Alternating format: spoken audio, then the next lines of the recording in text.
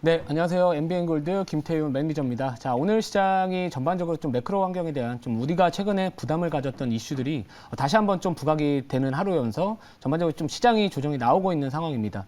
자, 이 중국의 위안화도 이제 역내 환율뿐만 아니라 역외 시장뿐만 아니라 역내 시장에서도 계속해서 좀 최저치를 계속 기록을 하고 있다 보니까 전반적으로 이 주식 시장, 이 위험 자산에 대한 선호 심리가 조금은 위축되지 않았나라고 볼 수가 있을 것 같고요.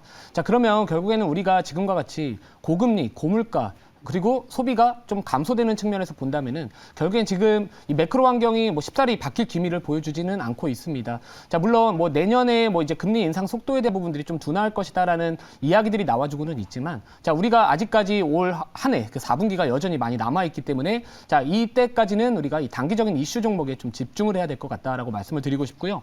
자, 요즘에는 다양한 테마들이 형성이 되고 있습니다. 근데 이게 이 매매가 하기가 어려운 환경이 뭐냐면은 지속성을 좀 덜 가진다라는 게 제일 좀 어려운 흐름인 것 같고요. 자, 그렇기 때문에 그런 지속성을 그나마 유지할 수 있는 이런 투자 방법 또는 그 기업을 선별하는 방법은 결국에는 하나의 테마보다는 하나의 이슈보다는 최소한 두 가지 정도의 이슈, 그리고 그 이슈들이 지금 시장의 부각을 앞으로 4분기에 받을 수 있을지에 대한 여부를 판단을 하면서, 자, 여러분들이 투자를 하신다면 지금 시장이 어려움에도 불구하고 나름대로 계속해서 그 4분기 동안에 순차적으로 또 반등이 나와줄 수 있지 않을까. 그래서 빠져나올 수도 있고요. 실제로 덜 빠지면서 또 수익을 기대해 볼 수 있는 그런 좀 전략을 짜야 되지 않을까라고 생각을 하기 때문에, 자, 잠시 뒤에 오늘 신규로 편입할 종목이 바로 최소한의 두 가지 테마가 형성됐고요. 실제로 4분기에 여전히 그 재료가 계속해서 유지될 가능성이 높은 종목이기 때문에 이 방송 좀 끝까지 또 시청을 부탁드리고요. 자, 먼저 리뷰를 좀 할 건데, 자, 최근에 이제 제가 JC 케미칼이라는 종목을 말씀을 좀 드렸고요. 자, 오늘은 좀 시장이 어려움에도 불구하고 이 3%대 반등을 시도를 하고 있습니다. 물론 최근에 시장이 좀 반등 나왔을 때 좀 반응이 나오지는 않았었거든요. 근데 여기 차트 한번 보시면은 시장의 이 흐름 대비해가지고 나름대로 이 하방 경직성을 좀 가지고 있고, 실제로 이 사우디와 이 미국이죠. 미국과의 관계 자체가 여전히 회복될 기미를 보여주지는 않고 있습니다. 자, 미국은 이 비축량을 계속 풀면서, 그리고 뭐 베네수엘라 등 이런 규제에 대한 이 완화, 공급을 좀 늘리려고 시도를 하고 있고요. 자, 사우디는 반면에 감산을 하려고 하고 있습니다. 자, 게다가 이 오펙 플러스는 여전히 사우디 필두로 이 감산에 대한 이런 뭐라 그럴까요? 스탠스를 좀 쉽게 변화하지는 않을 것 같기 때문에, 자, 이런 부분들을 놓고 본다면 여전히 유가는 제가 지난번에도 말씀드렸지만 80달러에서 100달러 사이에서 어느 정도 가격이 형성될 가능성이 높다, 이렇게 생각을 해볼 수 있을 것 같고요. 이 JC 케미칼 같은 경우에는 최근에 이제 이 정부에서 이 고물가 관련해가지고 고유가 관련해가지고 좀 잡을 수 있는 방법, 이 무역 수지를 조금 개선시킬 수 있는 방법 중에 하나가 이 바이오 연료 도입을 하겠다, 약간 이런 식으로의 좀 관련주로 엮여 있는 종목인데, 바이오 디젤 관련주라고 보시면 될 것 같고, 자, 그래서 지금 여전히 유가가 높은 수준을 유지하고 있기 때문에, 그리고 기술적으로 보더라도 주가가 많이 내려온 상황이기 때문에 다시 한번 또 기술적 반등 가능하지 않을까라고 생각을 해서, 자, 1차 목표가 8,100원 유지하고요. 2차 목표가 8,400원, 그리고 손절가는 6,000원 계속 유지를 하도록 하겠습니다.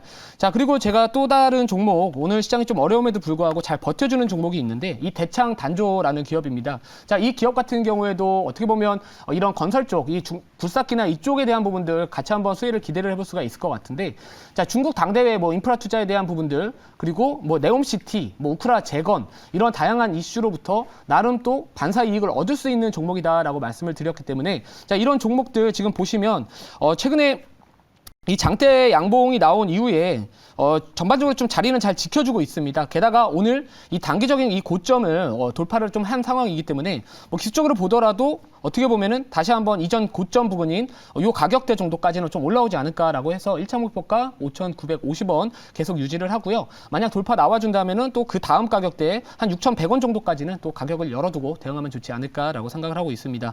자, 그리고 이 손절가는 이제 5,000원 제시를 해드려서 제일 중요한 게 뭐냐면 지금은 리스크 관리입니다. 손절가 이탈했다라고 해가지고 이거를 또 내릴까? 이런 고민보다는 지금은 우선은 리스크 관리에 먼저 집중을 하고 다른 종목으로 다시 한번 또 잡아서 계속해서 좀 어떻게 보면 순환을 시켜가는, 시장의 트렌드를 쫓아가는 방법이 더 유효한 시장이다라고 좀 말씀을 드리고 싶고요. 자, 그러면 이제 오늘 이제 어떤 종목을 제가 신규로 좀 편입할지에 대한 부분들을 조금 말씀을 드릴 건데, 자, 현재가는 지금 또 올라가가지고요. 제가 올라갈 때 요새 현재가를 좀 편입을 하기는 하는데, 자, 현재가는 19,850원입니다. 자, 종목명은 S&T 에너지라는 기업이고요. 자, 제가 최근에 여러분들 설명을 드렸지만 한 가지 테마보다는 최소한 두 가지 테마가 상대적으로 좀 시장에서 버틸 수 있고요. 올라가더라도 계속 먼저 올라갈 수 있고 강하게 올라갈 수 있다라고 말씀을 드리는데, 자, 이 S&T 에너지 같은 경우에는 이 네옴시티 관련 주로도 엮여 있고요. 자, 오늘 상당히 강한 모습을 보여주고 있는 뭐 한신기기나 G2파워와 같이 원전 관련주로서도 또 부각을 받을 수 있는 기업입니다. 물론 또 최근에는 또 이런 지식재산권에 대한 부분들 또 미국으로부터 또 라이센스를 이전에 좀 지불했던 기업인데, 오랜 동안 협력 관계를 갖고 있던 기업인데 거기로부터 또 그 지식재산권을 인수를 했다. 이런 부분들이 결국엔 또 주가에 이전에 모멘텀으로서 작용을 했던 부분인데요. 자, 그러면 자료 보면서 좀 말씀을 드리도록 하겠습니다. 자, 오늘의 종목은 S&T 에너지고요. 자, 이 한수원에서 이제 이준의 폴란드 원전 신축 사업 뭐 서명하겠다. 자, 아까도 말씀드렸지만 지금 우리가 중장기적으로 어떤 기업을 뭐 싸다라고 해가지고 투자하기에는 좀 시장에서 소외를 받을 수가 좀 있습니다. 단기적으로. 자, 그렇기 때문에 이런 일정이 어느 정도 좀 앞에 여전히 좀 이슈가 부각될 수 있고, 이 투자 심리가 계속해서 나름대로 시장의 참가자들로부터 좀 주목을 받을 수 있는 테마를 우리가 주목을 해야 될 것 같고, 동사 같은 경우에는 제가 이따가 차트를 보면서 말씀을 드리겠지만 여전히 뭐 주가의 자리는 좀 부담스럽지는 않은 상황입니다. 자, 그래서 이 기업을 선택을 해봤고요. 자, 다음 자료 볼게요. 자, S&T 에너지 아까 방금 전에 말씀드렸던 이 원천 기술, 이 보일러 쪽 관련된 기술이라고 보시면 될 것 같은데, 이 원천 기술을 이제 라이센스를 인수를 했습니다. 지식재산권을 인수를 했기 때문에 그쪽으로부터 이전에 라이센스 지불했던 그런 비용들이 이제는 더 이상 지불하지 않아도 된다라는 부분들 때문에, 자, 8월 달 말 정도 됐을 텐데 그때 또 그런 이슈가 부각이 되면서 또 시장에 또 관심을 받았다. 그리고 보시면 될 것 같습니다. 자, 다음 자료 볼게요. 자, 그리고 이제 이 최근에 이 빈살만 방한한다 안 한다 막 이런 이야기 나왔지만, 우리나라 정부에서는 특히나 이 원희룡 국토부 장관이 다음 달 초에 이 네옴시티를 방문을 해가지고요, 이제 수주 전에 뭐 총력을 기울이겠다, 약간 이를 갈고 있다, 약간 이런 느낌이 들거든요. 정부 차원에서도. 왜냐면 지금 이전에 1980년대도 우리나라 이 건설 쪽이 호황기에 들어갈 수 있었던 부분들도 리비아나 뭐 사우디에 많은 이런 건설 쪽이나 뭐 인프라 쪽 관련해 가지고 많은 기술자분들, 우리나라 현지인분들이 이제 가서 좀 일을 하셨는데요. 그때 우리나라 이 건설 쪽도 괜찮았거든요. 근데 그 제2의 이제 중동 붐을 일으키기 위해서는 이 네옴시티 사업 규모가 어마어마하기 때문에 이쪽도 이제 정부에서는 좀 어떻게 보면 이 무역 수지 또 어떻게 보면 지금 개선을 빨리 해야 되잖아요. 그러다 보니까 좀 돈 되는 사업을 좀 적극적으로 좀 추진하기 위해서 이 급하게 또 다음 달 초에 가지 않나, 좀 이런 생각을 좀 해보고 있습니다. 자, 그래서 S&T 에너지 같은 경우에도요, 이 현지 제조업체 S&T 걸프라는 회사의 지분을 100% 보유하고 있기 때문에 또 이쪽으로 또 관련주로서 편입이 되고 있다라고 보시면 될 것 같습니다. 자, 다음 자료 볼게요. 자, 지금 한번 차트를 보시면은 제가 아까 이 자료를 만들었을 때 보시면 19,250원이었거든요. 그래서 지금 보면은 뭐 물론 이 저가끼리와 고가끼리의 연결을 한다면은 충분히 지금 뭐 네옴시티 쪽 테마에서 부각받은 단기적으로 이슈도 좀 상대적으로 더 떨어지고 적고요. 자, 그리고 지금 원전 관련해가지고 다른 종목들 뭐 G2파워도 상한가 갔다가 풀렸다가 막 이런 상황이기는 하지만 뭐 전반적으로 뭐 자리 자체가 지금 시장에서는 좀 부담스럽지 않다. 그러니까 다시 한번 상승 파동이 좀 나와줄 수 있다라고 생각을 했기 때문에 뭐 이런 자리라면은 충분히 우리가 한번 손절을 좀 짧게 잡으면서 나름대로의 익절 구간은 좀 높게 잡을 수 있는, 즉 손익비 매매가 좀 높은 그런 효율적인 매매를 할 수 있지 않을까라고 해서 이 종목을 편입 종목으로 결정을 하였다라고 보시면 될 것 같습니다. 자, 그러면 질문을 한번 받아보고 가격 전략 제시를 해드릴게요.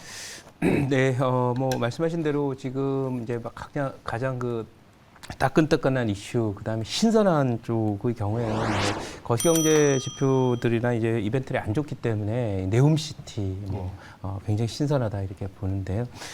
또 아까 사실은 빈살만 그 왕세자가 이제 방문하기로 되어 있었는데 그게 무산되니까 우리 또 장관께서 직접 가신다고 하시니까 또 저는 이 네옴시티라고 하는 테마의 어떤 큰 흐름에 정부 정책의 어떤 힘도 다 실려서 이게 짧은 단기 테마가 아니라 중기적으로 계속 좀 진행될 그런 그 큰 빅 트렌드가 아닌가 이렇게 싶은데 여기에 대한 전망 좀 부탁드리겠습니다.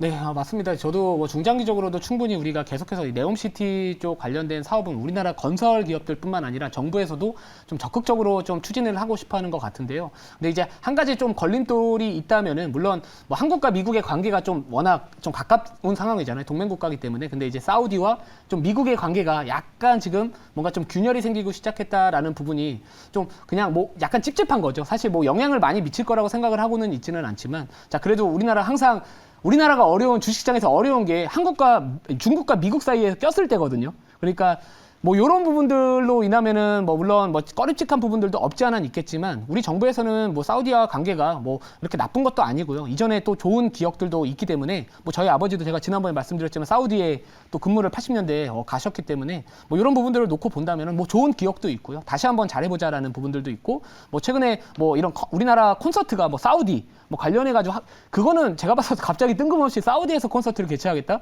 좀 어떻게 보면은 좀 뜬금없거든요. 제 입장에서는. 근데 그런 부분들을 놓고 본다면 정부에서도 아마도 그런 기업들이 사우디와의 협력 관계나 이런 부분들을 좀 많이 유도하고 있지 않나, 견인하고 있지 않나라고 생각을 하기 때문에 뭐 아무튼 이런 네옴시티 쪽은 뭐 중장기적으로도 우리가 좀 주목을 해야 되는 테마이지 않을까라고 생각을 하고 있습니다.